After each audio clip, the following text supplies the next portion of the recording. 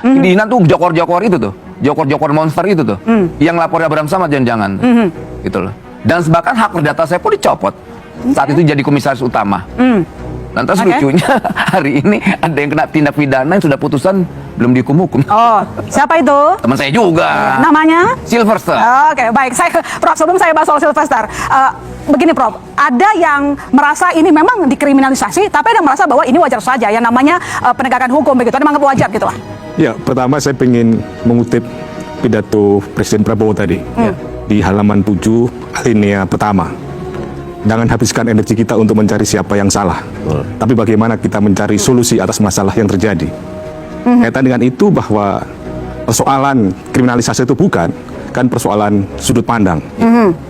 Sebaiknya adalah ditentukan sudutnya baru dipandangi. Yang jadi masalah adalah dipandangi dulu baru ditentukan sudutnya, sehingga akhirnya sangat subjektif.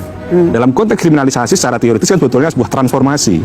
Suatu peristiwa yang semula tidak bisa dipidana menjadi dipidana, atau kemudian justifikasi suatu perbuatan untuk bisa dipidana.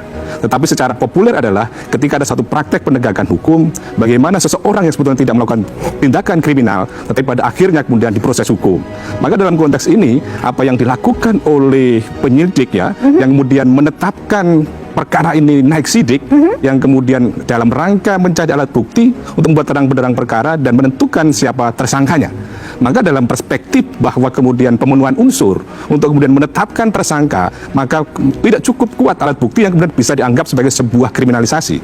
Karena apa? Karena dalam konteks ini adalah seandainya bahwa perkara yang kemudian dianggap sebagai satu tindakan pidana adalah podcast, maka sebetulnya narasi-narasi yang mungkin saja yang mengemuka adalah tidak ada niat jahat untuk misalnya menimbulkan kerusuhan dengan membuat berita bohong, atau kemudian tidak ada narasi yang kemudian menyebarkan berita kebencian atas SARA, atau kemudian ada narasi yang kemudian dianggap sebagai satu fitnah, atau kemudian dianggap satu pencemaran nama baik. Karena dalam konteks ini adalah sangat-sangat subjektif, pencemaran nama baik, atau kemudian fitnah, atau kemudian penyebaran berita bohong untuk kerusuhan tadi, menyebabkan kerusuhan tadi itu. Jadi dalam konteks ini memang sebetulnya kita apresiasi lah apa yang dilakukan oleh penyelidik. Ada sebuah laporan yang kemudian diproses, ada peristiwa pidana naik pada tahap sidik, tetapi kan semuanya masih praduga tidak bersalah. Maka akan lebih baik ketika dalam proses penyidikan nanti tidak ada satu alat bukti yang akurat, tidak memenuhi kualitas maupun kuantitas untuk menetapkan menjadi tersangka, maka perlulah kemudian mengedepankan bahwa keadilan kita sekarang bukan keadilan retributif,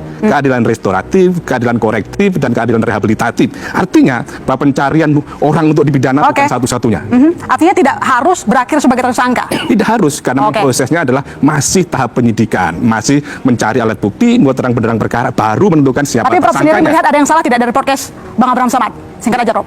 Saya kira bahwa podcast tadi itu salahnya adalah tidak berimbang. Framingnya hanya satu kubu saja. Mungkin itu yang menjadi persoalan sehingga media mainstreamnya akhirnya mengarah pada satu narasi yang satu sudut saja. Itu yang kemudian tidak berimbang tadi itu. Baik.